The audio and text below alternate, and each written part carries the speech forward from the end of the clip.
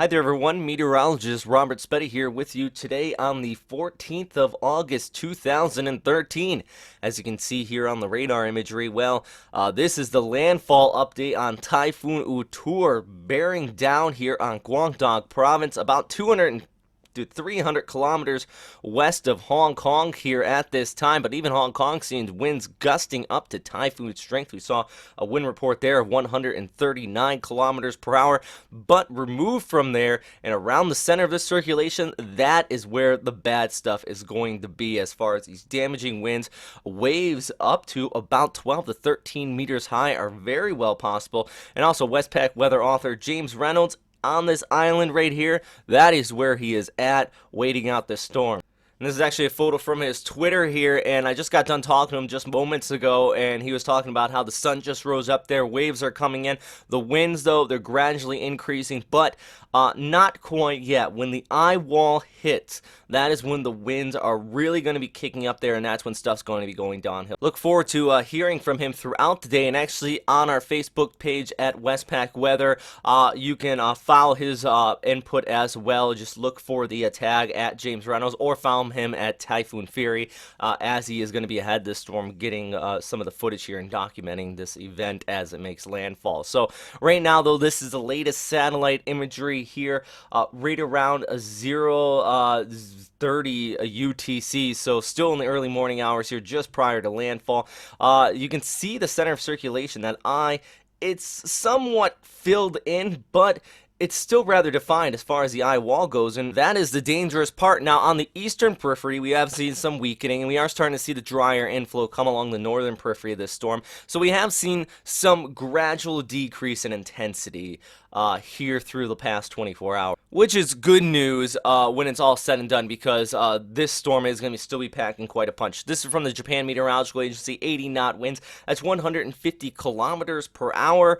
That's still rather intense, and, well, the good news, right after landfall, there is a lot of drier inflow across portions of southern China. You have that high-pressure ridge off there towards the north, so it is going to rapidly decrease in intensity all the way down there to, 55 knots, 975 HPA by tomorrow morning out here, and then just dropping it off here to a tropical depression. The Joint Typhoon Warning Center a little bit stronger, with winds up to 95, gusting to 115 knots at this time, so 175 knots sustained winds. They also are talking about 44 foot high waves crashing ashore, which is 13 meters high, so coastal flooding, and where James Reynolds set himself up, well, there's a risk of a storm surge there as well as these waves start coming ashore. Good news, it does look like he's well removed from the coast, but very dangerous conditions for anybody out across this area, especially in this right front quadrant. The other thing is, this is a very large wind field on the storm. We've been seeing those, typhoon strength gusts, tropical storm strength, sustained winds up to 110 kilometers per hour in Hong Kong. T8 has been issued there. So that you could even see some damaging winds here as well, and definitely the rough waves. Just a day here in Hong Kong to stay inside and ride this one out. It doesn't look like it's going to be all too dangerous, but don't put yourself into a dangerous situation farther off here towards the east, because this wind field, well, it is rather large. Now, in Hainan, you're on the left side of the storm, but that doesn't take away the danger here, especially on the northern coast here. Those winds wrapping around, pushing in from the northwest towards the southeast as we go through the day here on a Wednesday. Now, let's take a look at the GFS model output. This is really right about now, and it's fairly accurate. Strongest winds off here on the northeastern periphery. Remember, James Reynolds set himself up on that island right there, this one. So he is going to be right in the right front quadrant of the storm. Macau, though, you're still seeing these winds up to about tropical storm strength, even possibly hitting their typhoon strength. Let's pull ahead, though, and just into the afternoon now. The storm will be making landfall sometime between 2 and 4 p.m. here, just towards the west of Zampo, where James set himself up there, about 300 kilometers west of Hong Kong. So the storm system's still going to be very potent, and not just the winds, what I've been talking about here, but the heavy rainfall.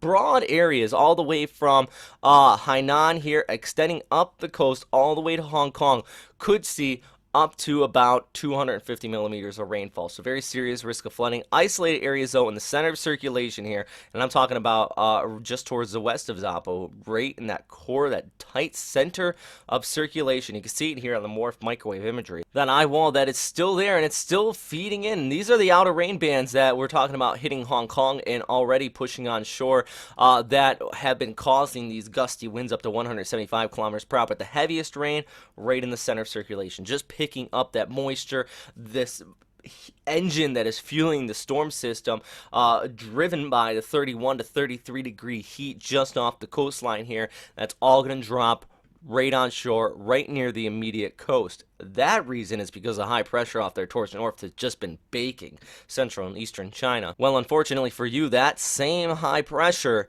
that's going to keep this rainfall farther towards the south, right near the immediate coast. It's not going to extend very far inland. Even there over towards northern Vietnam, you could see it as well. So that's the unfortunate news as well. Where you need the rain, you're not getting it. Where you don't want anymore, we just had Mong Hut hit this similar area. Jebi also hit here in the past 2 weeks alone. You're getting another storm system. So we definitely want to continue to keep an eye on this throughout the day. Like I said, follow us on Facebook and Twitter at Westpac Weather. Look for James Reynolds updates here on the ground as well. Also, he's going to be releasing storm footage later on today. Not to mention, we are watching another storm system, and I'm going to talk about this just for a couple minutes here. I don't want to get ahead of ourselves, but you can see it here on the accumulation. Look at that off there towards the west, or off there towards the east. Taiwan, you're really seeing some heavy rainfalls because we're looking at a new storm system and pretty high confidence of this developing within the inflow of our Typhoon Utor just south of Taiwan around the Luzon Strait. And you can see that big cloud cover already popping up here just there towards the east. And well, I don't think if Utor wasn't currently making landfall, this would be the main topic today, because it looks like it's going to be the next big storm. August, typically the peak of typhoon season out here, where we tend to average between 6 and 7 tropical storms and typhoons in the month of August. So back-to-back storms, not out of the question. It's actually, well, right on par with what we should be seeing this time of year. So like I said, we are expecting this area to start to develop. Now, the intensity and the direction of it, that is up for debate at this time. Now, this is the GFS model outlook, that same one we were just using, zoomed in for a tour. And if we pull back the picture here, we can see that area near Luzon Strait starting to develop.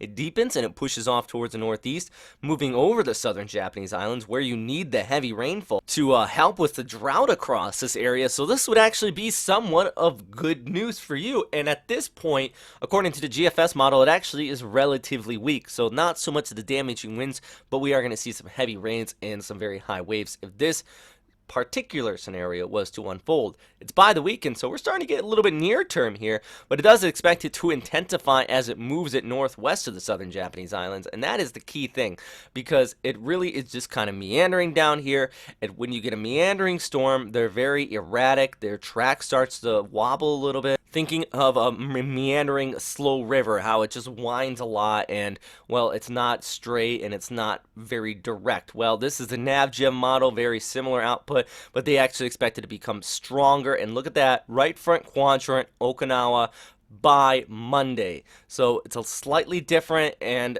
well, the models are really going to be doing this through the coming days. It's just going to try to handle the storm system. But the other thing is that Westpac high that has just been dominant, combined with the Tibetan high, that keeps it farther down here towards the south and actually drifts it farther off towards. And we talked about this in our text update yesterday, this wall of high pressure out here. So the possible threat area, and even the CMC actually at one point expected it to push off here towards the east. There's also the threat of it pushing towards the west. And like I said, there's a threat of it just kind of lingering here south of this mountain. Think of these storms as water. They want to flow downhill, so they're not going to flow up and over this mountain here. They're going to wait for a valley to form or a trough in the ridge. And at this time, well, there's no trough in the ridge. Now, if this storm was to form, it would be called Trami, and that's possibly going to be the next main storm system out here. So please follow us on our Facebook and Twitter for more information that is on that as well. Also, follow our updates on the website, and of course, continue to follow the latest updates on Typhoon Utor. As always, stay safe out there, everybody. Thanks for watching.